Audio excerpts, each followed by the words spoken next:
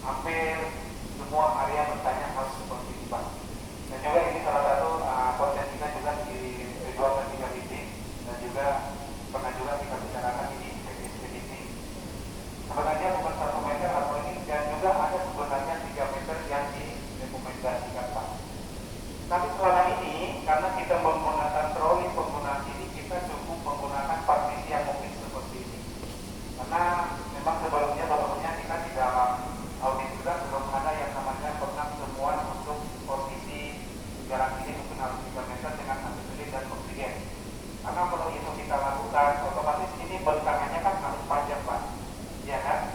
Jadi sebenarnya ini mungkin, tapi ini bukan salah satu standar yang memang harus kita lakukan. Tapi bagaimana kita untuk memposisikan equipment ini supaya tidak dia posisinya tidak jatuh ataupun yang lain yang bisa mengakibatkan suatu risiko jatuh atau lain. Karena dulu kita pernah juga tanya posisi untuk penempatan itu harus ada jarak.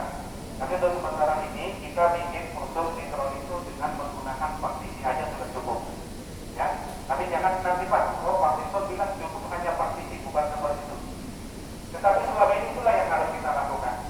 Ya Pak ya, kalau standar itu sebenarnya kalau kita mengacu kepada standarisasi itu bisa kita harus lakukan jarak itu minimal 3 meter antara tabung dan satelit oksigen dan oksigen dan satelit Pak. Itu minimal harus 3 meter. Tapi apakah itu kita efektif melakukan sesuatu pekerjaan kita?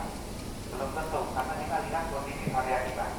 Ya, tapi bagaimana kita memperlakukan peralatan itu supaya aman kita gunakan? Itu sebenarnya Pak. Ya. Karena selama ini memang belum ada, tapi yang kita berharap jangan sampai ada